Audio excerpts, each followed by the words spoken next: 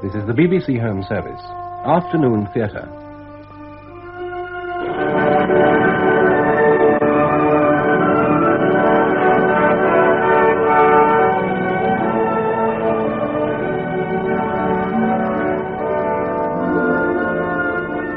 We present Ruth Dunning as Elizabeth Peel and Hamilton Dice as William Chesney, with Mary O'Farrell as Mrs. Chesney in Sweet Sorrow, a play by Ronald Barnes, adapted for radio by Cynthia Pugh.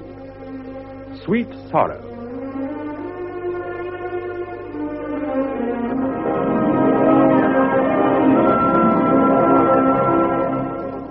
The action of the play takes place in the home of Mr. William Chesney, somewhere in St. John's Wood, in the year 1890.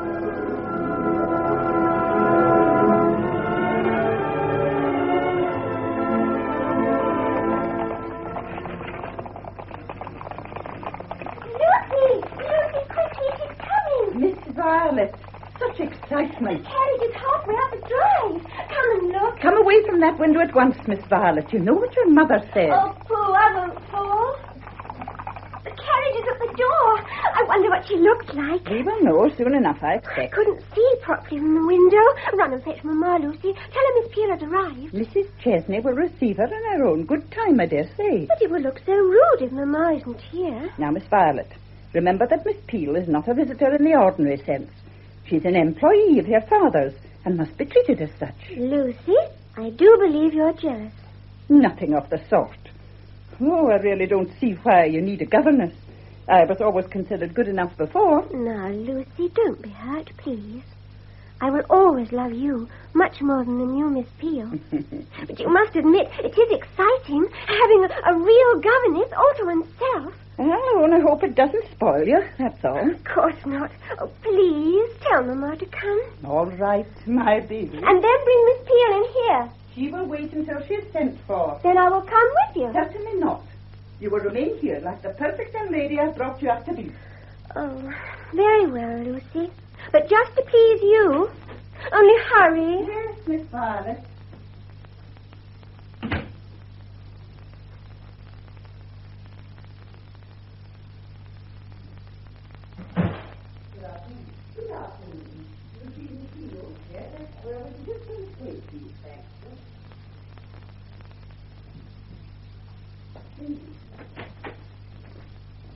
Miss Peel, miss. Oh, good afternoon. Good afternoon. You must be Miss Violet, my child. Yes, I am. You can call me Violet, though. Thank you. I'm sorry Mamma isn't here to receive you, but she had a slight head after lunch and went to lie down. I see. I hope she will feel better soon. Oh, yes. They don't last long. Does Mrs. Chesney have them often? Yes, she does. I'm sorry. Won't you sit down? Thank you. No, not there. That's Father's chair. I see. I'll sit here on Saturday. No one sits in that chair but Papa. Is he very strict? About some things, yes. What, for instance? Well, punctuality mostly. He hates meals to be late. That surely is understandable. I suppose it is. But I do so love to play in the garden. Will he not let you do that? Yes, but I cannot tell the time without a watch, can I? Oh, I see. And then, one day, he caught me reading in that chair. He was furious. Why? Just doesn't like it, I suppose. You're not afraid of him, are you? I think I am, sometimes. He can be so angry. You're making me quite frightened of him. Oh, he won't bother you. You will hardly see him except at meals. I do hope Mrs. Chesney will like me. Mamma? Of course she will. She likes everyone, and everyone likes her. I think she is the most perfect mother anyone could have. That is how it should be. Only, I do wish she were stronger. A headache is something ladies often have. Oh, it isn't just the headaches. She looks quite ill sometimes. If only Papa would take us abroad, I'm sure it would do her good. Perhaps he will one day. No, I don't think so. He doesn't want to go. How extraordinary. No, it isn't. He just loves his own home, that's all. Besides, Mamma isn't strong enough at the moment. My dear child, I didn't mean to upset you. You haven't in the least. And I am not your child. I'm sorry. Oh, my Dear Miss Peel, how dreadful of me not to be here to welcome you. Not at all, Mrs. Chesney. I'm sorry to hear you're not well. Oh, it's nothing, really. Just a slight headache. Won't you sit down? Thank you.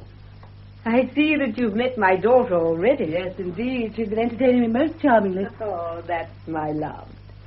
Violet, run and ask Lucy to bring the tea in now. Miss Peel and I have one or two things to discuss. I know. My future. I shall watch out for Papa. Be careful not to overdo your welcome. You know how tired he is at the end of the day. Yes, Mamma. Will you excuse me, Miss Peel? Certainly, my dear. She's a dear child, but quite a handful at times. She will not seem so to me, Mrs. Chesney. I hope not. My references were quite acceptable, I gather. Yes, of course. Did you expect us to require more? I wasn't sure. As you know, I've never done work like this before. That's why we chose you. You're very kind. Not at all. The loss of your father must have been a great blow to you. Oh, here's tea. Put it down here, Lucy. Yes, ma'am. I expect tea will be welcome to you, Miss Peel, after your journey. It is indeed. Thank you, Lucy. That's all. Very good, ma'am. I always feel that tea is a great inducement to friendship. Sugar and milk? No sugar, thank you. It's very odd, Mrs. Chesney. But already I feel at home and happy here, happier than I felt for years. I'm so glad. Your tea. Thanks. As I was saying, you've just suffered a severe loss. Indeed, yes. It is only a month ago that my dear father passed away. Oh. As I explained to you in my letter, he was the vicar only of a very small parish, but greatly beloved by everybody. It came as a great shock to us all. It must have done. My mother had died many years before, and I did my best to take her place. When he was gone, I had nothing. I had to find employment somewhere. When I read your advertisement, it appeared ideal, so I wrote immediately. Lady French, who lives in the parish, was good enough to give me references, and so here I am. I cannot express my gratitude to you strongly enough. There's no need, my dear. You see, we didn't want a professional governess because I, for one, would be intimidated by her. I'm not particularly strong, and I need a companion. I see. You seem distressed. Is anything wrong, Miss Peel? It is nothing. I realize now why you chose me instead of a professional, as you call it. I didn't mean to offend you by saying that. I thought it would make you feel more at home. Of course it has. How stupid I am sometimes. I feel sure I will be very much at home. Splendid. I expect it'll take a little time to accustom yourself to your new surroundings. But you needn't start your duties with Violet until tomorrow. But I would like to begin immediately. After she's had her tea, if possible. Very well, my dear. But she must not have too much excitement before bedtime. Is she highly strung? I didn't mean that. But it isn't every day a governess arrives. What education has she had? She's very intelligent, but she requires more knowledge of history and art. And I particularly wish her to learn French and Italian. You are proficient in those languages, are you not? I pride myself especially on that. I spent many years in France. Oh, how did your dear father spare you for so long? I was sent to a convent there as a child. It's amazing how quickly one picks up a language at that age, is it not? How fortunate you were. I've never been abroad. Really? Unfortunately, my husband has never been able to spare the time to take me. Still, we hope to go one day. I'm sure you would love it. So am I. Gracious me, look at the time. I'll ring for Lucy to show you your room. Mr. Chesney will be home shortly, and we like to be free for a quiet hour before dinner. Of course. I've enjoyed our tete-a-tete so much. There, you see, I know a little French. Indeed you do. Oh, Lucy, show Miss Peel to her room, will you? Yes, ma'am. Au revoir, Madame Chesney. Je reviendrai. Au revoir, Mademoiselle Peel. Au revoir. This way, miss. Oh, I beg pardon, Miss Violet. I didn't see you. That's all right, Lucy. Well, Mamma, is she satisfactory? Well, that is not for you to ask. But she is most satisfactory. Have you finished tea? Is that all you have to say? I thought you'd been much more excited. I'm hungry, Mamma. Excitement always makes me hungry. What a terrible child you are. Miss Peel will have a lot of work with you, I can see. French and Italian? French and Italian. Oh, Mama, how wonderful.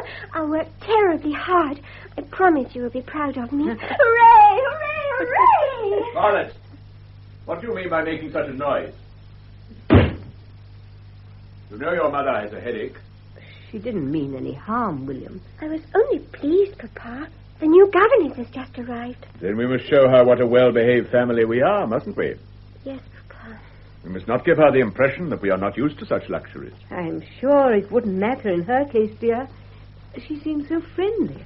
Friendly. Well, like one of us. Then she must realize her place. She will, Papa. She's just gone to look at it now. Violet, leave the room. But, Papa... Please do as I say. Yes, Papa.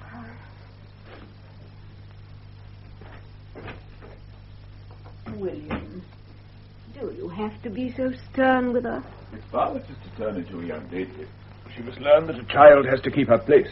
I will leave it to you to see Miss Peel keeps hers. Yes, William. What is her place exactly? Her place is that of a servant with certain advantages. She is allowed to eat with us and will be treated not with respect, but a certain reserve. Yes, William. Here's your tea. Ah, thank you.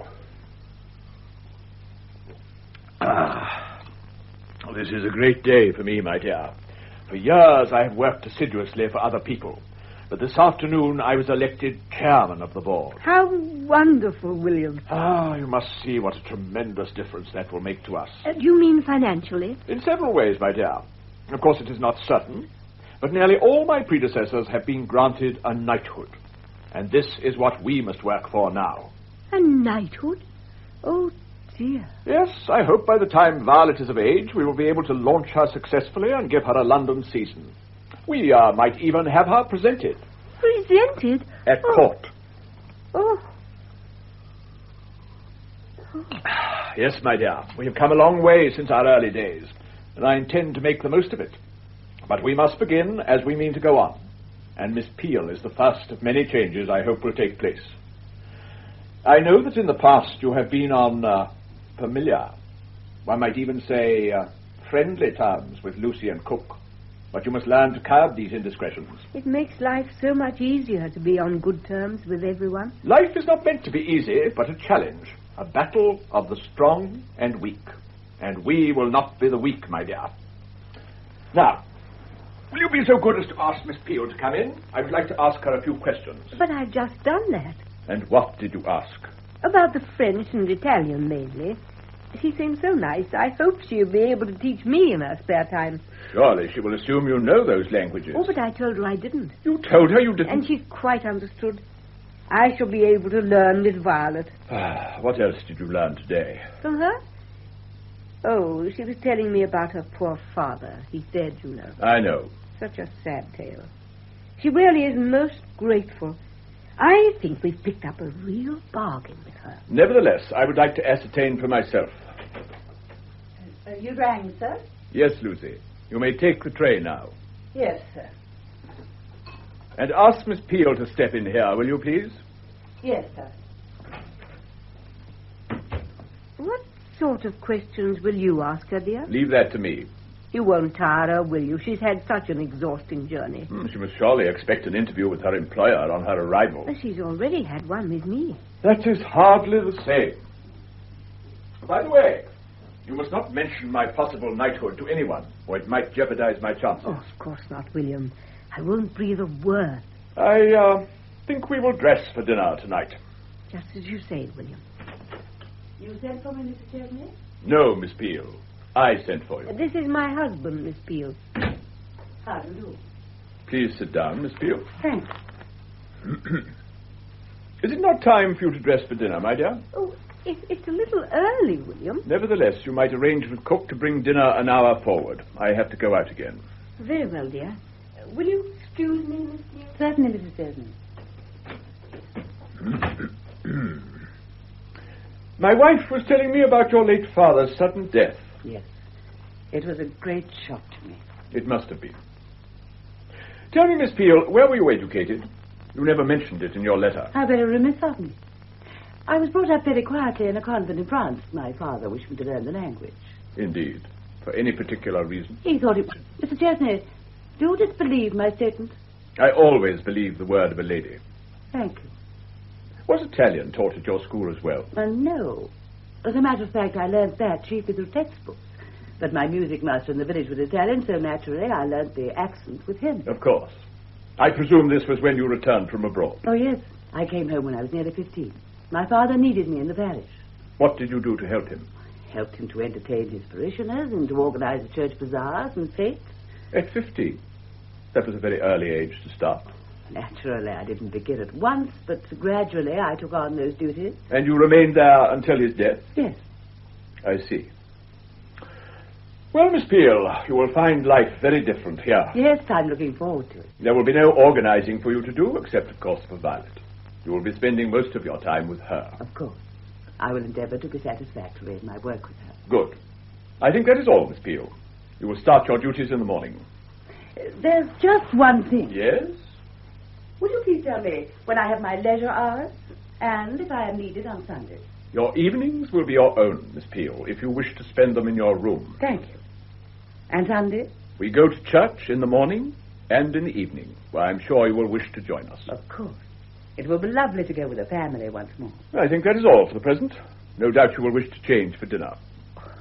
I must ask you to excuse me tonight, Mr. Chesney. My trunk is not yet unpacked. I will have to dine as I am. Oh, I see. My dear Miss Peel, I have no doubt as to your abilities for your work. And if I was too inquisitive about your past, I apologize. Thank you, Mr. Chesney. You have made me very proud. Proud? In what way? Only a great man can apologize to an employee. And you are such a man. You flatter me, Miss Peel. Nonetheless, it is true. You know, on my way here, I wondered so much what you would be like. Indeed. May I ask what opinion have you formed of me so far? That you are a man of the world, intent on making his way to the top of his particular profession, cold on the surface, but warm-hearted for all that. And may I say so, a man much misunderstood. How? You are doing your utmost to win a battle between the strong and the weak, and you do not intend to lose. You have an uncanny insight into people's characters, Miss Peel. Perhaps. Or maybe it is just a mutual sympathy with those who are like myself. Like yourself? Surely you would not say we were similar in character? More than you know. I understand you, Mr. Chesney, and I hope you will find in me an able helper and a loyal friend in your future plans. Thank you, Miss Peel. You are most kind. But my plans, as you call them, do not include you. I did not imagine they did. But I hope you will find me as understanding of your shortcomings as you are of mine. Excuse me, William. I gave Cook a message, and dinner will be ready in half an hour. Thank you, my dear. If you would excuse me, I will start to unpack. One moment, Miss Peel. What did you mean by that impertinent remark? It does not matter, Mr. Chesney. Indeed it does. Am I intruding? No, my dear, no. no. Of course not, Mrs. Chesney. I was merely trying to clarify my decision. Excuse me. What did she say, dear? She was being a little too familiar. How strange. She seemed so reserved. William, she and I were speaking of France before you came in. Really? She said I'd love it. Do you think we could take a holiday there soon? I'm afraid not, my dear. There will be so much more work for me to do now. It'll be out of the question for me to leave the country. You used to go so often. I did envy you, your trips there. It was hardly possible for you to accompany me then with our child on the way. But it is possible now. Oh, William, I do so want to travel. I am sorry, my dear, but it cannot be arranged. My new position will benefit all of us considerably. It is only natural that we shall have to give up pleasure trips in order to gain other things of more lasting value. I see. William, are you sure you want all this? All this? This new position and all it means. I like to live simply, you know. And I'm beginning to wonder if I shall be able to keep up with you. Of course you can. You'll have to, for my sake as well as Violet's. You want her to do well, don't you? I want her to be happy, William. She will be happier if she marries into money. And if I make enough to raise our standards of living. We were happy without money at one time. Oh, I don't know. It will be so strange. I almost wish we were still poor. Now, there is no need to cry, my dear. No need at all. I wish you could understand how I feel, William. I understand very well. Listen, you had better have dinner in your room. You can't appear looking like that. I'll be all right in a minute. Please do as I say, my dear. I will tell everyone your headache has returned. But, William... Please go to your room now. I shall be up almost immediately. Oh, very well, William. I'm sorry, dear. Mama, Cook says they're dressing for dinner. Does that mean I can wear my new party frock? What? Oh, yes. You will do nothing of the sort. Can't you stay still for just one moment and read something? Yes, Papa. What shall I read, Papa? Good heavens, child, have you no initiative? Choose one from your shelf in the bookcase. Yes, Papa.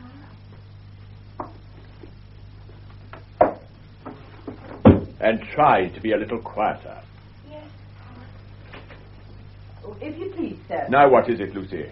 Cook says dinner is held up because the fire's gone out. Oh, are you completely incompetent below stairs? Why is the fire out? Well, sir, with all the excitement, she quite forgot to stoke up. What excitement? Dinner being put forward, and the governess arriving.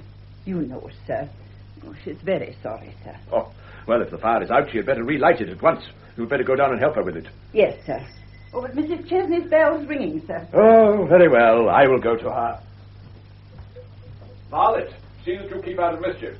Yes, Papa. Wide world. Fairchild family. Line upon line. I wish I had something new to read. Oh, Miss Peel, have you finished your unpacking? Not yet. I thought I'd bring you these books to show you. They are your French and Italian grammar. Do let me see. I think we'd better start on the French first. Here it is. Goodness, this is quite an old book. Look at all the marks in it. Yes, it was the book I used when I first learnt French. Really? I was younger than you, and a very frightened little girl in a strange country. Strange country? Yes. I was sent to a convent in France for my schooling, away from my family. What a shame. Thank goodness you won't know what it is to be lonely, Violet. It's a terrible thing, loneliness. But you have a mother and a father who love you very much. And now I have you as well. Yes, indeed. That is something I've always wanted. A little girl of my own. Well, in a way, my wish has been granted. Even if you're not really mine, it will seem so to me. Dear Miss Peel, I will try to be a credit to you. Oh, Papa, how is Mama? A little better, I think. She may come down to dinner after all. Did her headache come back? It did, as a matter of fact. Excitement, I think. I'm so sorry. Violet, if you wish to appear at dinner, it would be advisable if you changed now. Yes, Papa. I'm going to wear my party dress, Miss Peel. Isn't that a special treat? It is indeed, Violet. Excuse me, Papa. See you at dinner, Miss Peel. What a lovely child she is. A trifle impulsive. Miss Peel, I fear I have an unpleasant task before me. Unpleasant. Nothing to do with me, I hope. Indeed, it is to do with you. You have only been in my house for a short time, and yet you have already upset my wife. How? You have been filling her head with ideas of traveling abroad. I merely If you wish to remain here, I would advise you to attend to your own duties and leave me to manage the affairs of the family. How ridiculous. I beg your pardon. I said how ridiculous. Why should the mere mention of France throw you into such a pet? You are impertinent, Miss Peel. I really don't. And while we are on the subject, what did you mean by your remark before we were interrupted? What remark? I feel sure you know without my reminding you. When we are alone, your whole attitude alters from deference to downright familiarity. Oh, come now, Mr. Chesney. You are imagining things. Familiarity with you would be impossible on a first meeting. I'm sure I'm much obliged to you. But then I have a feeling we've met before. I don't think so. I feel sure I would remember it. Thanks. But one alters a lot with the years, and a child becomes unrecognizable sometimes when she grows into a woman. What do you mean? I mean, Mr. Chesney, we met when I was only a girl of 16 at Deauville. Deauville? 14 years ago, to be precise. Impossible. You were in your late 20s then, and very much the smart young man. I don't know what you're talking about. Then I will remind you. Forgive me for bringing this up so early in our acquaintance, but you have rather forced my hand. Perhaps you had better sit down, Mr. Chesney. Your memory might give you a nasty jolt. That's right. As I was saying, I was only a young girl at the time, but old enough to realize what was happening to my mother. You told us she died when you were very young. I was very young, Mr. Chesney. But what you did to my mother made me grow up very rapidly. What I did? My mother was your mistress, and you led her to believe you were unmarried. Did you know she died in childbirth? But of course you did. You were the child's father. No. I fear I must disagree. There are, in my possession, several letters showing clearly that you knew what you were about. From your beloved William, I think most of them are signed. Stop this at once, Julia. In my own good time. I realize that you're not entirely to blame. One cannot help falling in love, and my mother had the misfortune to love you. Nonetheless, Mr. Chesney, I think you will agree that you ought to make some sort of reparation to me as your stepdaughter. You? My stepdaughter? Well, I am practically that, am I not? In all but the eyes of the church. And if your son had lived, I would have been his stepsister. I've often wondered how you would have handled that situation. I loved your mother dearly. I'm glad to hear that. All the same, it's strange that your love did not prevent you from deserting her when she needed you most. Well, I had to return to England to my family. How sad. And you gave no thought to me. Oh, you were at school. I did not see you often. You will see me a great deal in the future. Is it money you want? Not so fast, Mr. Chesney. I cannot be bought off as easily as that. What do you want, then? Only one thing. To help you. Help me? Yes. After all, everybody makes mistakes, and I freely forgive you yours. Thank you. But I shall not forget. You may need reminding from time to time. Now, what I need is security. The security of a home life. Such as yours, Mr. Chesney. I cannot allow you to stay here under my roof. I'm afraid you have little choice in the matter. You engaged me and found me satisfactory, so here I stay.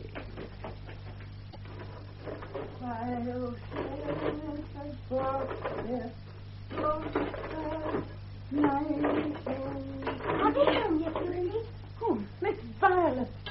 Oh, what are you doing down here? I want to see Mamma and Miss Peel dressed up. They'd gone when I returned from my party, and Papa did promise. He didn't mean it this time of night. Why, it's nearly 12 o'clock, so straight back to bed you go. I want to see Father Christmas. And you won't see him unless you're in bed. The master would discharge me instantly if he caught you down here. So go upstairs. Please, Miss Violet. Very well, Lucy. But let me get warm first. Oh, dear.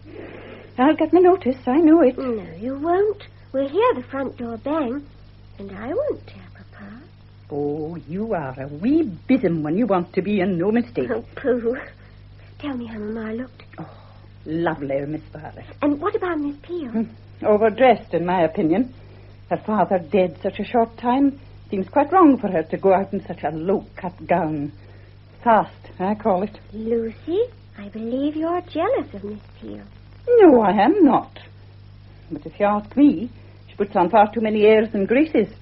Sometimes you'd think she was the lady of the house. You mustn't be so unkind, Lucy. She must be feeling very sad about her father. And it's a pity she doesn't show it more. The way she looks at me sometimes gives me the creeps. Oh, Lucy, please don't say such things. She's very kind to me. I hate to think you don't like her. Now, don't you fret, Miss Violet. I dare say we'll all settle down into our rightful places sooner or later. Oh, dear. Here they are. Now hurry, Miss Violet. All right, I'm going. But I don't promise to sleep.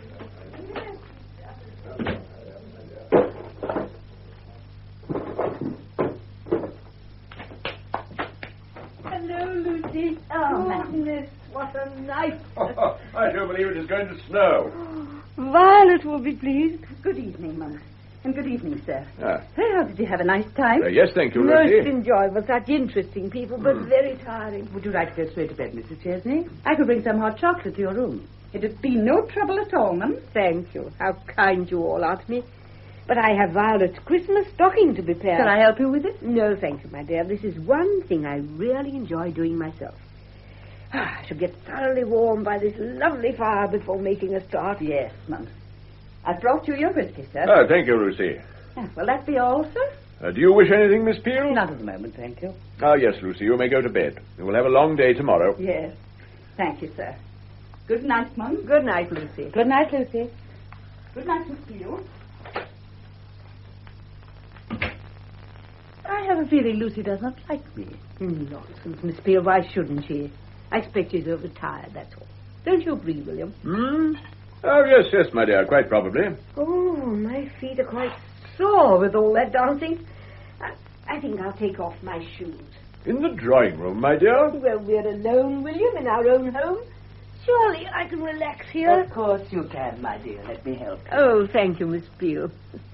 You are a comfort. Did you enjoy the party? Very much, Mrs. Chesney. She was quite the belle, wasn't she, William? Oh, yes, my dear. Do tell me, where did you get that charming dress? It was a present. A present? Yes. From someone very close to me. How exciting. Do tell us, Miss Peel. Have you an admirer? Not exactly an admirer, Mrs. Chesney. Oh, we mustn't be inquisitive, my dear. Oh, I didn't mean to pry. Please don't think that, Miss Peel. But you look so lovely tonight. You were quite a sensation with the gentleman. Oh, really, my It is dear. so invigorating to meet new people, is it not? I'm so grateful to you and Mr. Chesney for including me in your Christmas plans. We couldn't have you spending the festive season alone. It was most thoughtful of you. Christmas is such a family affair. I always think it must be wonderful to be able to return to one's own fireside and talk of everything one has done during the day. I quite agree. But my husband hardly ever talks to me. Nonsense, my dear. You don't, William. Never about your actual work. I did not think you were particularly interested. Of course I am. But you always seem so secretive. I don't like to ask. Do tell me about it, William. Not now, my dear. Yes, now. It's as good a time as any.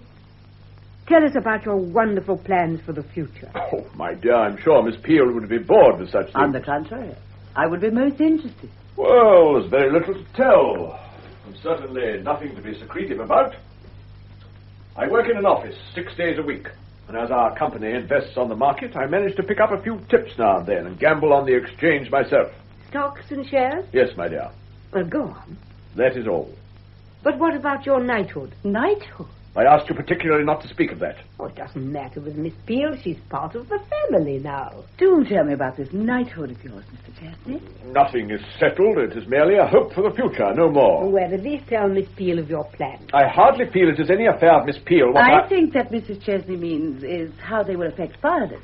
That is why she thinks I would be interested. I have no idea at the moment. But, William... I would rather not discuss it now, if you please, my dear.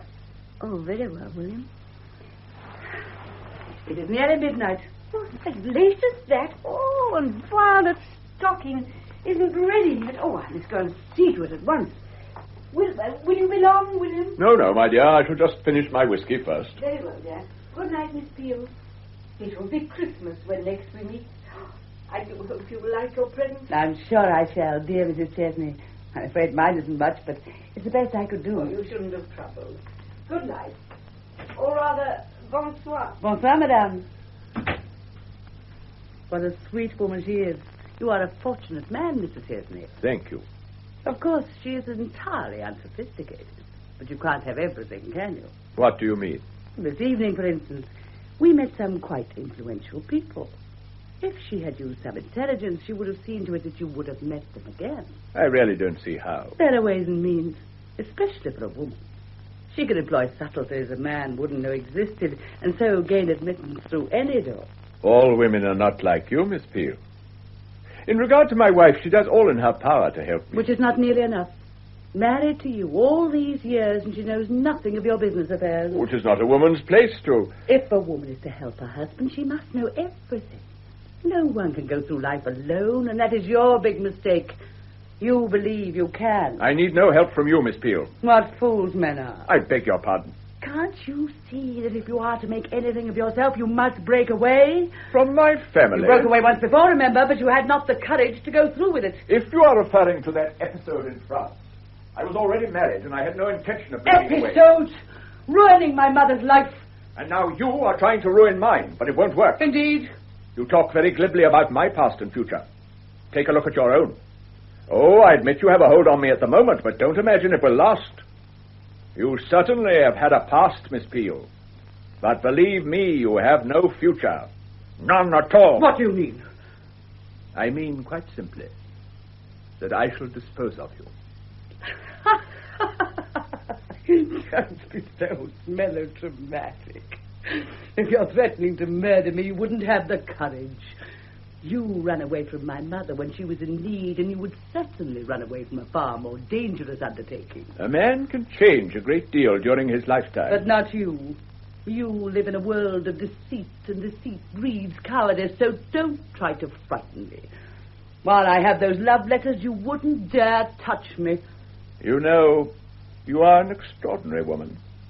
If I were not directly concerned with your mischief, I would admire you in a way. Tell me, why did you wait so long for your revenge? I wasn't greatly concerned with you. I had my own life to live. And then, quite suddenly, I lost everything. My husband. Your husband? Yes, I was married. He died, leaving me nothing. He was a gay, charming creature, but an adventurer and a complete spendthrift. After his death, I had to start afresh, and I decided to return to England. Your name was in the paper several times in relation to business deals. Once, there was even a photograph of you. At some club dinner, I think it was. I realized who you were and thought of contacting you. But I had hopes of better things. Several months later, I chanced upon your advertisement and decided it was time to act. I made up a sad story about a fictitious vicar being my father. Gave an address of an old acquaintance of mine, and, oddly enough, you engaged me without even verifying my references. Oddly enough. You know, your true story moves me. You were speaking of your husband when you could have been Ellen. Ellen. How strange to hear her name again. What a lovely woman she was. She gave me such strength and comfort. It didn't matter to her what kind of upbringing I had had. She was the only person to whom I ever confided that I had been living a lie all those years. What do you mean? I used to pretend my family were well connected. My wife would have been unutterably shocked if she had known the truth. What was the truth? Does it matter? The struggles and the fight for existence I had when I was a boy are over now. I wanted to be somebody. Ellen knew all that and understood. I hurt her deeply when I left her. Midnight. A Merry Christmas, Mr. Chesney, and a prosperous New Year. Merry Christmas, Elizabeth, and a Happy New Year. Brilliant. It is my turn to be sorry now. Sorry? What for? For thrusting myself into your life, I suppose. I don't know. I don't know what I feel at the moment. This wasn't my plan. Plans have a habit of going wrong. Yes, they have, haven't they? Please, William, let me go. I need you, Elizabeth. We're being foolish. Your wife... Can we not forget her for a few moments? All these years I've brought in Christmas with a wife I do not care about. Please, Elizabeth, let this Christmas be a little different. Merry Christmas. I thought I'd bring you your present. Wait, Miss Peel. What's happening? Oh, now, my dear, there's nothing to get excited about. You were kissing. We were wishing each other a Merry Christmas, that's all. I don't believe it. William, you wouldn't have... William. Don't, my dear. You mustn't work yourself up. I'm not, William. Really, I'm not working myself up. Violet is asleep, William. Will you take her present? Yes, my dear, certainly. Oh, and these are for you, Miss Peel. William, yours. I saw you. Oh, I saw you. I saw you.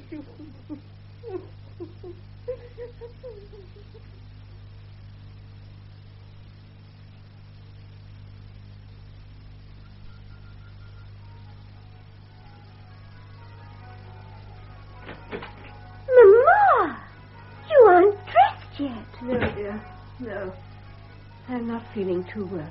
Oh, poor Mama. My head is going round and round as if it would burst. Poor Mama. Come and look at my lovely presents. That'll make you better. You showed them to me earlier, dear. They're lovely.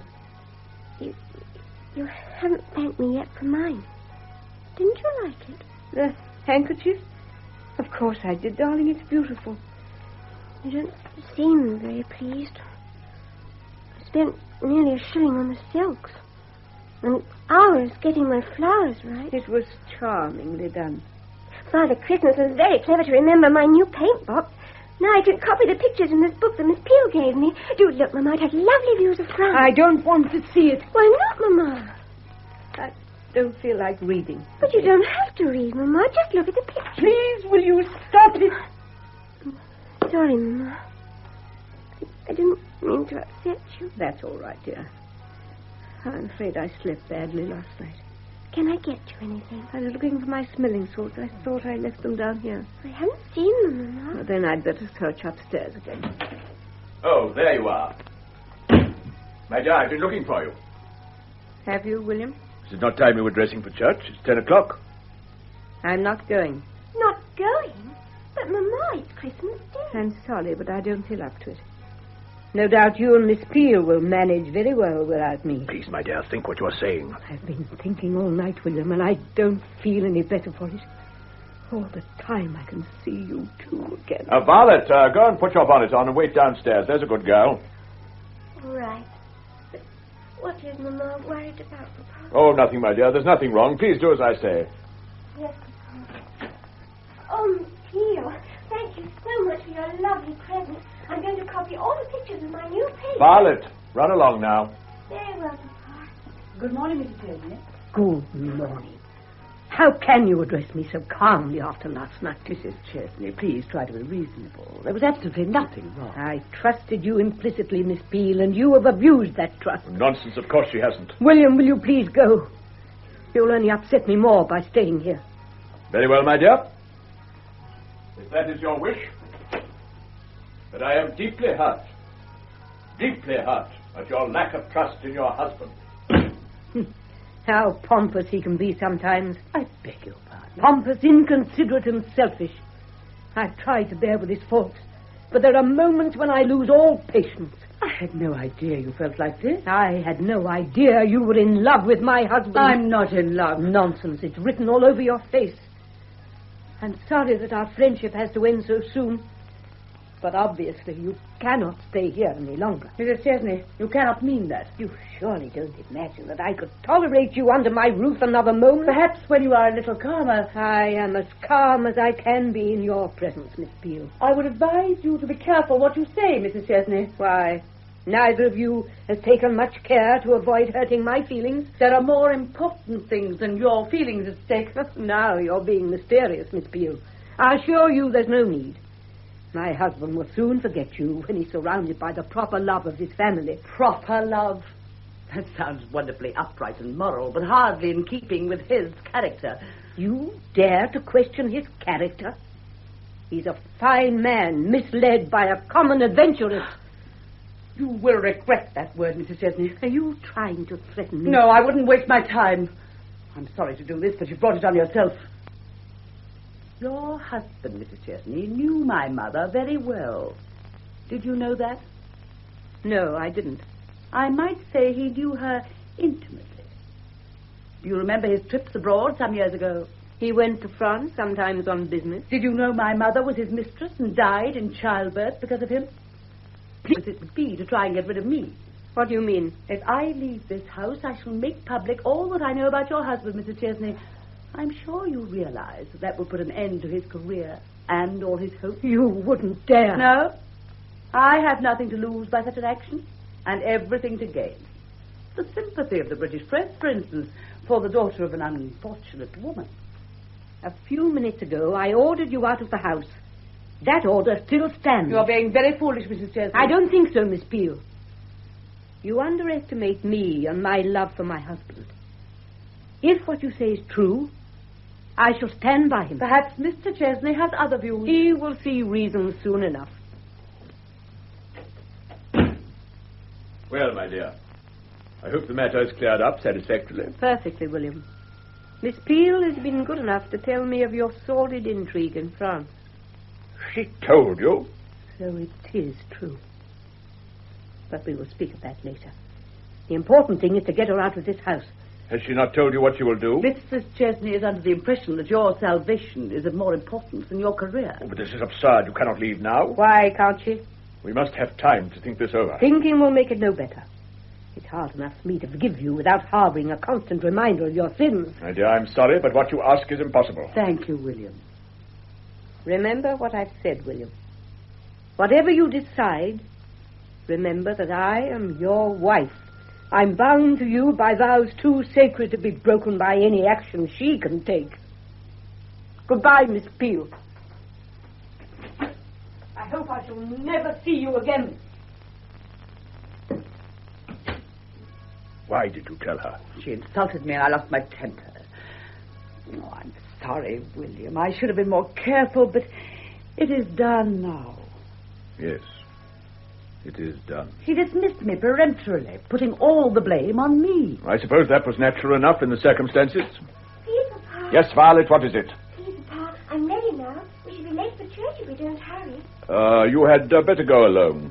Why, mister? Yes, my dear. Mamma has a very bad head, and we are staying behind to look after her. Can I not stay too? No, it would be better if you went and joined your friends. After all, it is Christmas, and they would be disappointed if you didn't. Very well, Papa. Goodbye, Miss Peel. I'm sorry you will miss the special service today. So am I, my dear. But there'll be lots of other Christmases. Yes, so there will. Goodbye, Papa. You must go upstairs and explain. It will be no use. She must see reason. She won't, aren't you, Elizabeth? Someone has to keep a clear head. My dear, that is hardly fair. I'm sorry, William. Things have happened so quickly in the last 24 hours. I can't think straight. Forgive me. Of course. Now, don't worry, Elizabeth. Everything will be all right. I'll be better in a minute. I have a cold, horrid feeling just now. It made me shudder. My poor Elizabeth. William, I'm afraid. Of what? My wife cannot hurt us. I love you, my dear. When you hold me like this, I believe you. And yet, what are we going to do? I want to marry you, Elizabeth. Don't say that. You know it is impossible. Is it impossible? You know it is. Your wife will never let you go. If she were out of the way, would you marry me? No, I would. Well, then, we can dispose of her. Between us. Dispose of her? Yes. You can't mean what I think you mean. I mean what I say, Elizabeth. My life with her is hopeless. You said so yourself last night, and it's true. It is you that I need, Elizabeth. And I need you desperately. But I couldn't kill. Not even for you. Don't think of it as killing. In fact, it would be doing her a kindness. She is a sick woman, you have seen that. She might go on for years with headaches and pains at the slightest thing. I cannot stand it much longer. You must help me. What is your plan? I lay awake all night, working it out. It's very simple. An overdose of her sleeping draught. This headache of hers is a godsend. How do you mean? We will persuade her to take a dose now, so as to be better by luncheon time. And then? As soon as she's unconscious, we will shut the windows and turn on the gas. The doctor will suspect. He will suspect her heart. When she is gone, we will open the windows and rid the room of the smell. The sleeping draught will only be strong enough to make her unconscious quickly. When do we do this? The sooner the better. Now. Oh, no, I couldn't. I must have time to think. If you hesitate now, you will never work yourself up to it again. This is an ideal time. Everybody is out. What about Lucy? I'm sending her to Mrs. Bradford's with a note about my illness, remember? And Cook? Cook is down in the kitchen, concentrating on luncheon. How long will Lucy be gone? At least 20 minutes. It will be over by then. That note. Be careful what you say. If Mrs. Bradford lets it out that you were supposed to be ill instead of your wife, they would be suspicious. How clever of you to think of that. I will say we are delayed and will be there an hour later. What is my part in this business? While I am writing the note, go to my wife and apologize. Apologize? Say that you are sorry for those dreadful threats you made, and that you've come to a financial arrangement with me to hold your peace. Something to that effect, anyway. But don't lay it on too thickly, or she might suspect a too sudden change of front. I understand. Tell her I will be up in a few minutes to sit with her. While she rests, pour out the sleeping draught yourself and give it to her with some water. She usually takes 1 teaspoonful, so double it. It's tasteless, I understand, so she will not notice any difference. And then? Come back here and keep watch for Lucy. William, hold me close. There, my dear. 'Tis I who will be doing the deed, not you. I love you, Elizabeth. Think of our love when you are with her. Are you ready? Yes, William. Then go before Violet returns. Meanwhile, I'll write that note. Are you quite sure you've thought of everything? Yes, my dear. Quite sure. Oh, Lucy, is that hot water bottle from Mrs. Chesney? Yes, Miss Peel. I'll take it up for you. I'm going to see her now. Very well, Miss Peel. Make you insist. Thanks. Don't go, Lucy. I want you to run an errand for me. Yes, sir. Close the door, will you? I want you to take this note over to Mrs. Bradford. Yes, sir. Oh, is there anything wrong, sir? No? Why? Oh, beg pardon, sir, but I thought as you were going there for Christmas dinner, you must be putting it off. Mrs. Chesney is feeling much brighter. I'm merely delaying luncheon so that she can get up at her leisure. I see, sir. Then I'd better see if she wants a hand with her hair. Well, I'm sure Mrs. Chesney can manage her coiffure without your assistance this morning. Yes, sir. I'll try it, sir. Thank you, Lucy. Now hurry over to Mrs. Bradford's. Yes, sir. Who could be calling at this hour? I can't imagine it, sir. I'll tell them Mrs. Chesney is receiving no one. But you will want to see them, won't you, sir? I don't wish to see anyone. Get rid of them as soon as possible and then run to Mrs. Bradford's. Very well, sir. If you say so, sir. Who is it, I wonder? Why must they come now? Oh, good morning, Doctor. Good morning, Lucy. I'm afraid the master's not seeing anyone. Oh, don't be daft, Lucy. Of course they want to see me. William, a Merry Christmas to you. And to you, Hector. Your maid seemed to think you wouldn't want to see me, but she's probably a wee bit excited over the time of the year. Yeah, probably. All the same, I wasn't expecting to see you this morning. No, you wouldn't normally on Christmas Day, but the Anderson girls next door have contracted the measles, so I thought I'd pop in and see you both on the way. Oh, that was very kind of you. Just a social call. Well, where is she? My wife, you mean? Of course. Who else? She has a slight headache, so I told her to miss church this morning and get some rest. Oh, is that so?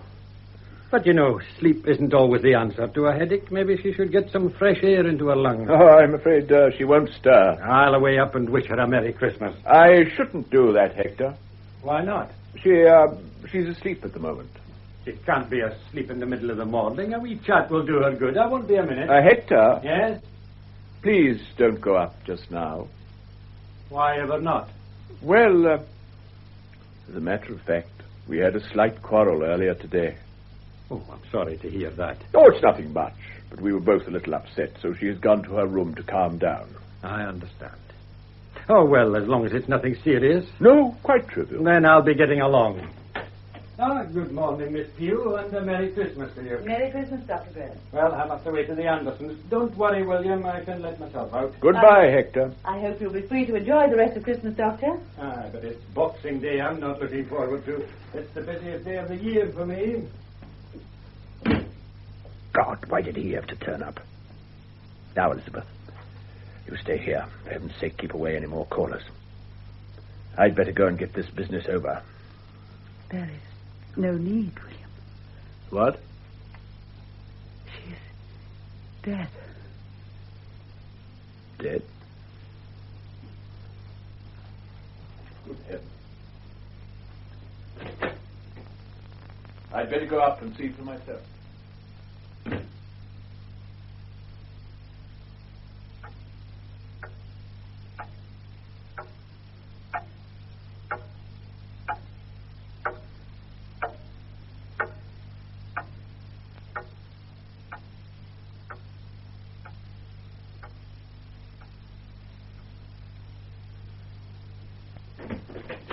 William, what a time you've been. Well? You were right, Elizabeth. She is dead. Oh, William. How did it happen? I don't know. William, what are we going to do? Now, calm yourself, my dear. First tell me what happened, and then we can plan our story. Well, I went upstairs with a hot water bottle and knocked on the door. I found her lying in bed, propped up with pillows. She looked dreadful. Her face was so white, and her eyes were hollow with tears. She was past crying then. I tried to apologize, but the words almost stuck in my throat. Again, she told me to pack my things and leave, and I agreed to do so. Anything to get out of her presence. I'm sure she did not believe me, but she nodded and turned her head away. I poured 2 teaspoonfuls of the sleeping draught into the glass of water by her bed and urged her to drink some, exactly the way you told me, William. Without looking at me, she obeyed. And then an odd expression came into her eyes. I wonder if I shall ever wake again, Miss Peel, she said. I asked her what she meant, but she did not reply. It was then I realized why she looked so strange when I went in. She must have taken some of the medicine herself, because by the time she had drunk the mixture I had given her, she was nearly asleep. I became frightened of what I'd done and tried to waken her. I slapped her hard. But she'd gone. Oh, I feel so cold down here. What are we going to do, William? We must send for the doctor, my dear, at once. It is no use. She is dead. But he must certify her death. Why didn't you tell him when he was here? I was afraid. Afraid? I had to see you alone first. I was frightened of what to say. That was a bad mistake, Elizabeth. We must see that everything looks as natural as possible. What do you mean? He will think it is either heart failure or suicide. But one thing he won't suspect is murder. He's only gone next door. Go and fetch him. I can't do that. It will look better if you do. Tell him you took the hot water bottle to Mrs. Chesney and found her there dead. He will never suspect you of any ulterior motive. You say so, William. I will get you through this business. Never fear. Just trust in me. I do, William. When you're close to me, I feel safe. As I do, too, my dear. When you have told the doctor, meet Violet at church and break the sad news. It'll give you a little more time to collect your wits. Hurry, my dear. Fetch Dr. Graham. Oh, excuse me, sir. Go at once, Miss Peel. Yes, Miss Chesney. Oh, I beg your pardon, Miss Peel. I forgot to wish you a Merry Christmas at breakfast. I do hope... I shan't be long, Mrs. Chesney. Well, I did try, sir. But you see how she treats me. Never mind that for the moment, Lucy. You must prepare yourself for a shock. A shock, sir? Yes. While you were delivering that note, Mrs. Chesney... Mm-hmm. This is terrible. Mrs. Chesney passed away suddenly. Oh, she couldn't have, sir. I saw her at breakfast only a few minutes before I went out. Nevertheless, it is true. Her heart, I imagine. Oh, can't believe it, sir. Mrs. Chesney's dead. Oh, no, sir. It isn't possible. Miss Peel has gone for Dr. Graham. Oh, dear. Try to pull yourself together, Lucy. Now, when Miss Violet returns, will you take her downstairs out of the way? Oh, yes, sir.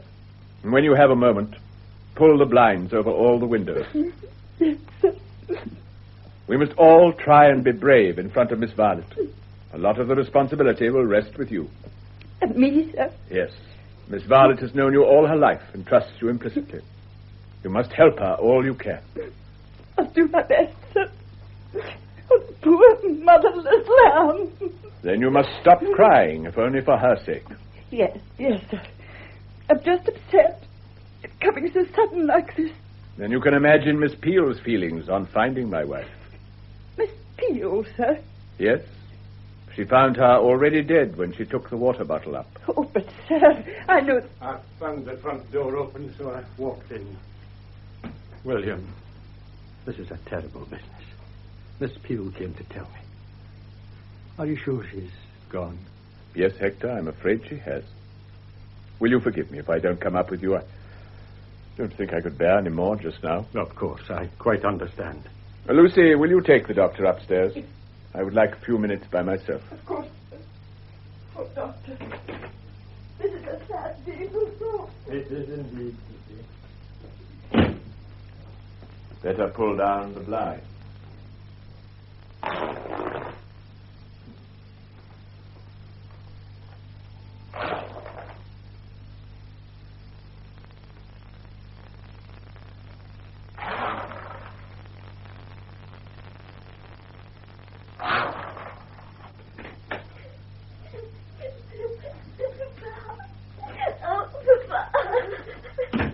I met her on the corner. She was just coming home. My poor child. I wanted to come home to Mama. I wanted to help her get better. Violet, my dear. She looked so sad this morning. Almost as if she knew. My poor child. Try not to cry like that. Violet, my dear. I think it would be best if you went downstairs to the kitchen for an hour or so. There is so much to be done, and it would be better if you were not here. If you say so. There's a brave girl. Lucy will be here in a second. But couldn't I stay and help you? Please. It will help your father much more if you do as he says, my child. I'm not your child. It was you who made my mother ill. Yes. What was it she said this morning? She couldn't forget something she'd seen. You're imagining things. No, I'm not. You'd upset her. I know you have. I could tell by the way she looked at you. And you couldn't look back. Harlot. That will do. You are getting hysterical. Excuse me, the doctor would like to speak to you, sir. Come in, Hector. Lucy, would you be so good as to take Miss Violet downstairs? You and Cook can look after her for a while, can you not? Yes, sir. Come along. The poor weak soul. Now, Miss Violet, don't cry, dear. After the go. One second. Poor child. She's dreadfully upset, as we all are. Hector, won't you sit down? Thanks.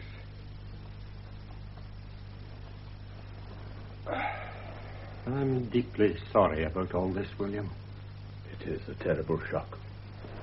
But we must be practical, I suppose. I imagine the next step is to send for the undertaker. I'm afraid it's not as simple as that. You see, it wasn't her heart. At least, not directly. Not her heart? What was it, then? I can't commit myself so early, but it looks to me as if she had had an overdose of her medicine. But that is impossible. She was so cautious about the dosage. Why, no, she could be careless in many ways, but she always carried out your instructions to the letter. Aye. Well, you see, I wonder if I could speak to you alone a minute. Why, yes, certainly, if you think it necessary. Miss Peel, in these last few months, has become a close friend of the family, you know. Just the same, I would rather see you alone. As you wish. Miss Peel, would you be so good as to withdraw for a few minutes? Mr. Chesney. The doctor wishes a private word with me. No doubt it will all be cleared up shortly. Very well, Mr. Chesney. Well, Hector? What I'm about to say is quite in confidence, you understand? Naturally. The fact is, I'm profoundly uneasy over the whole business. You see, the glass of water beside her bed had the remains of a large proportion of sleeping draught in it. I expect she took some to make her sleep. Ah, but there was more than a single dose there. Are you certain? Not of the exact amount without analyzing it, of course, but there must be enough there to have killed her. Hector, that is a terrible thing to say. I'm sorry to have to say it. I was fond of you both. Mrs. Chesney was a kind, sweet woman. she was indeed. The point is, I had given her a new bottle only 2 days ago, and now it's empty. It was very strong stuff. I remember her telling me how careful she had to be with it. That's what I can't understand. She didn't seem to be the sort who would take her own life. I should not have thought so. Do you know any reason why she should have done this? I don't, Hector. It's a terrible blow to me. I can only suppose I must have failed her in some way as a husband. You told me you had had a quarrel with your wife just before she went upstairs. Yes, but it was a trivial affair. Nothing that could possibly make her do this dreadful thing. No. Well, women are strange creatures. Perhaps the police will be able to throw some light on the subject. The police? Why, yes, I'm afraid they'll have to be called in now. Is that strictly necessary? Aye, it is, William. Absolutely necessary in the circumstances. This is a terrible business for you. I wish I could do something to help. Oh, you must do your duty, Hector. In the same way that I'm sure the police will. Shall I ring for Lucy to go and fetch them? Aye, that would be best. This is a bad thing for Violet, poor wee soul. Her mother dead is bad enough without the police trampling all over the place. Will they be here for long? It all depends. They will be as unobtrusive as possible. Perhaps it would be better if I sent her away for a while. Oh, I shouldn't do that. She will need your love and affection more than ever now. I suppose so, yes. You rang, sir. Oh, yes, Lucy. How is Miss Violet now? Oh, a little restless, sir. But cook's making her some fudge to try and take her mind off things. Thank you. Lucy, I'm afraid there is some doubt as to how Mrs. Chesney died. The doctor thinks we should send for the police. Oh, mercy me. No, Lucy, there's nothing for you to be afraid of. If they ask you any questions, just answer them truthfully. Yes, sir, I'll try. Then will you go and fetch them, please? What? Me, sir? Yes, Lucy. The police station is only around the corner. Ask the sergeant on duty if he could send a man along. Very well, sir. And Lucy, don't stay to gossip with anyone. As if I would, sir. This must be kept as private as possible, do you understand? We don't want the entire street to know what has happened. Oh, no. It's odd, isn't it, that Miss Peel didn't say anything to me when I was here before? Yes, but she explained that to me. It seems she feared that suspicion would be thrown on her. Why should she imagine that? Probably because it was she who first discovered that my wife was dead. Is that a fact? Well, she mustn't harbour such foolish thoughts. William, you're having a bad time of it. I think I'll wait downstairs for the police to come, and then we can go up without disturbing you. Will they not want to see me? Why, they'll want a word afterwards, but try to have a rest before they arrive. Oh, I'm all right. You haven't had time to take all this in yet. The strain will come later. You still have a lot to face. I realize that. So prepare yourself while you can. I am your doctor, you know. Very well, Hector. I will sit here for a few moments, if you insist. Good. I'll away downstairs and wait for them.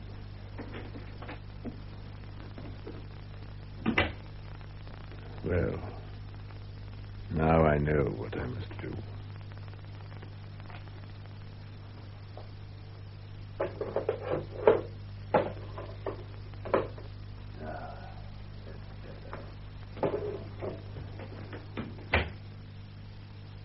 William. Oh, it's you, Elizabeth. I didn't hear you come in. I was waiting at the end of the landing for him to leave. I see.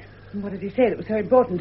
Why did I have to leave the room? I saw Lucy come and go in great agitation. What is it? William, for God's sake, tell me. Quiet, Elizabeth. You want everyone to hear you. It was nothing. Nothing at all. He thinks it was suicide. Oh, thank God. So you have nothing to fear. Oh, William, hold me close. For a moment I was terribly afraid. I told you not to be. If you trust in me, there is nothing to worry about. But you must keep calm. I'll try, William. You have only to trust in each other, then all will be well. What's that? I expect it is the police. The police? You never told me you'd send for them. Dr. Graham said it was necessary, my dear. Now, Elizabeth, there's no time to be lost. Where are those letters? Letters? What letters? The letters I wrote to your mother. They're upstairs in my trunk. Fetch them. Why, William? I don't understand. You must bring them to me immediately. Don't you see, if the police suspect you by the remotest chance, they will search your belongings for a motive. They might even do so in any case, to find a reason for her suicide. They wouldn't do that. Indeed, they would. They are far more interested in closing a case as quickly as possible than in... Lucy, is that you in the hall? Yes, sir? Come in here a moment. Yes, sir? Was that the police I heard going upstairs? Yes, sir. It was Sergeant Wilde. Do you know him, then? Oh, I've seen him occasionally, sir. It was he who found the wee dog that Mrs. Anderson next door lost. I see. Did he ask you any questions on the way here? Oh, no, sir. No, he hardly said a word to me. Good. I only wanted to warn you that if he does, you must be completely truthful. I always am, sir. So I thought. But when speaking of Miss Peel, you must try not to show your personal animosity towards her. It would be very unfair. Do you understand? Yes, sir. You had better go back to them in case they want anything. I shall be in here when they have finished. Very well, sir. But there is just one thing that...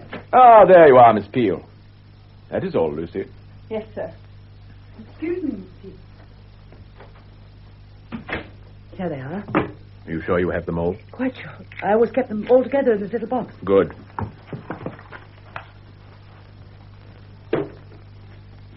But why are you burning them? You don't need them any longer.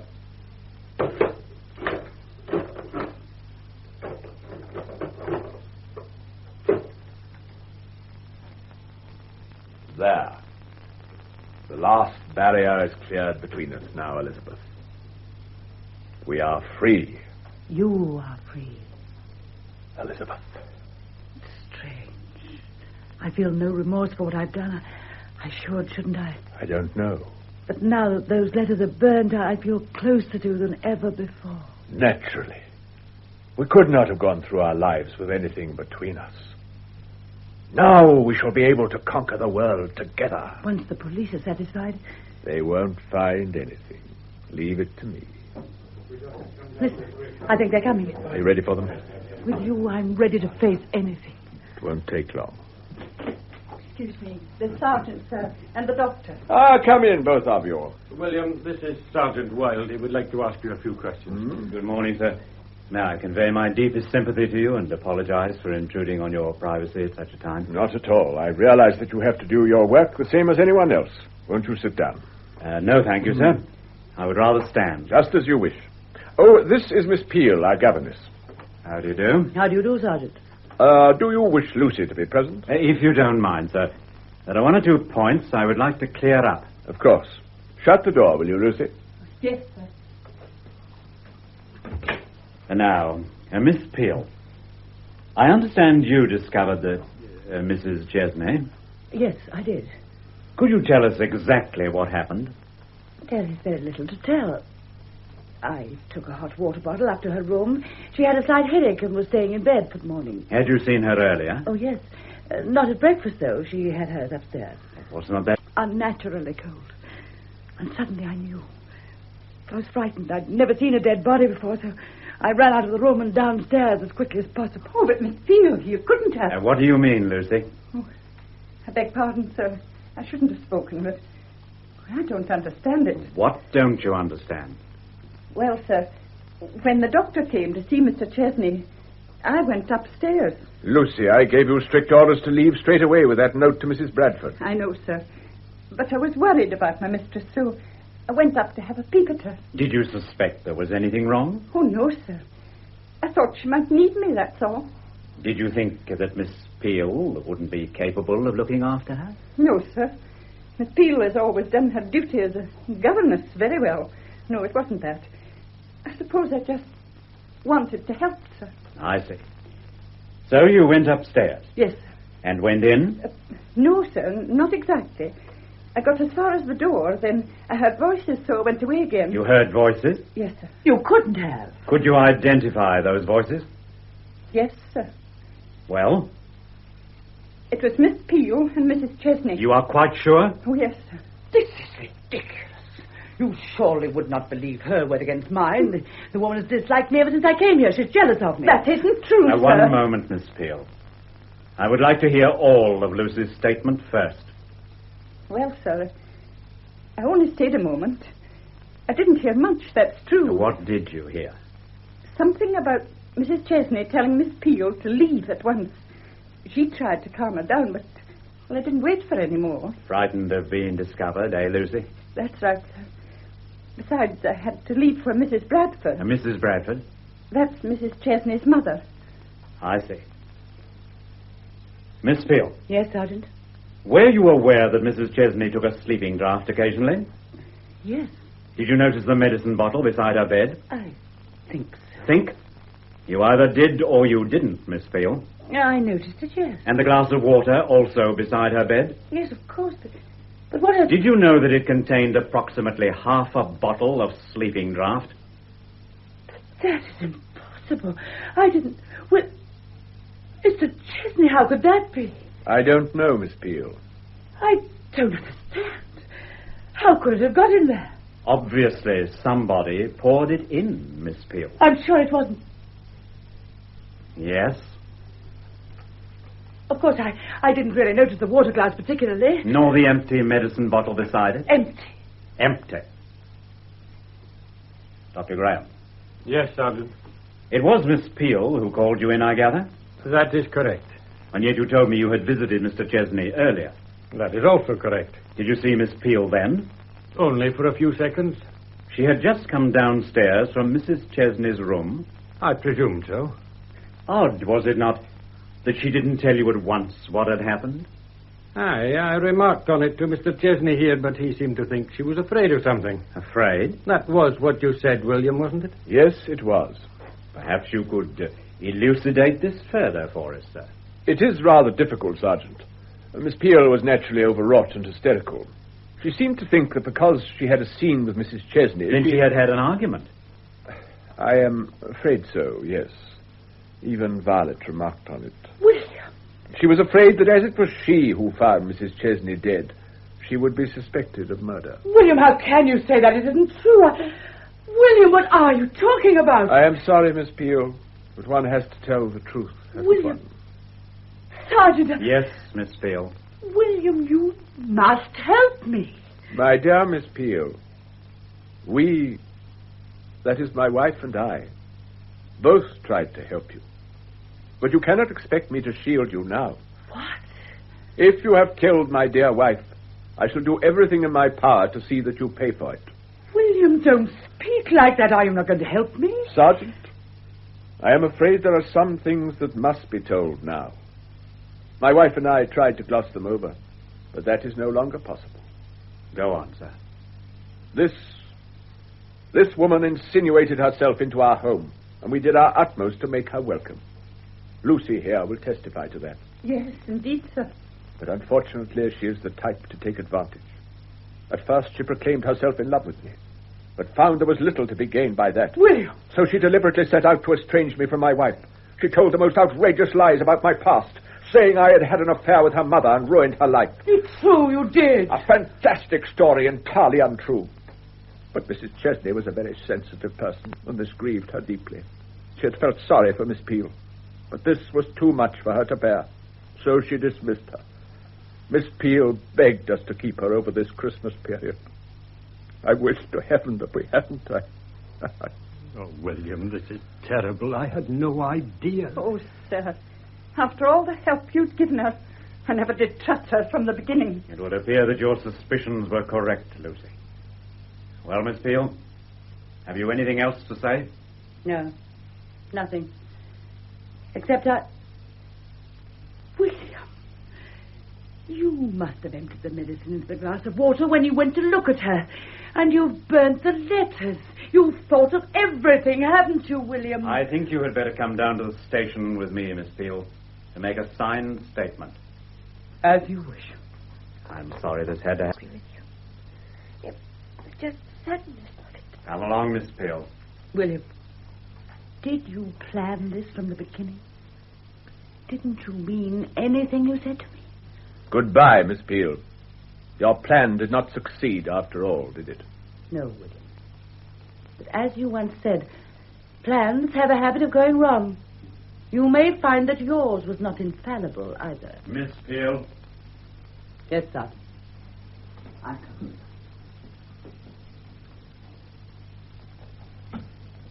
What did she mean, Papa? I don't think Miss Peel realized how much I loved you, my child. Where has she gone? She has, some business to attend to. But she has left her little box. What box, my dear? Where she kept all her business papers. See, there it is on the table. How did you know what she kept in there, Violet? She showed me one day. Showed you? Yes, Papa. She was explaining to me how to write a business letter, and she gave me one of hers to copy. A letter? From that box? Yes, Papa. She said it wasn't important. What did it say? It was just a letter from her lawyer, acknowledging a package she'd sent to him to be placed in safekeeping, she said. I wonder what could have been in that packet. Don't you? Oh, she told me, Papa. It was some old love letters. She sent them to her lawyer. She kept the envelopes. Wasn't that a funny thing to do? Very funny. Shall I run after her with the box, Papa? No, Violet. It is too late. The box is empty now.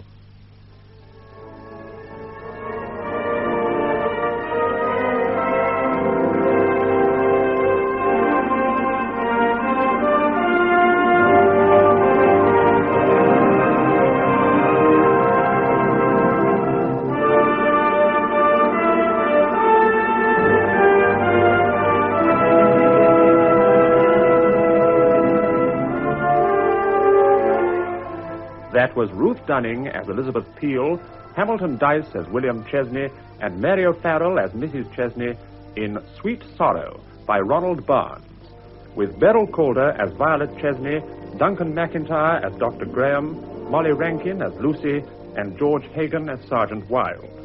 The production, which was recorded, was by Audrey Cameron.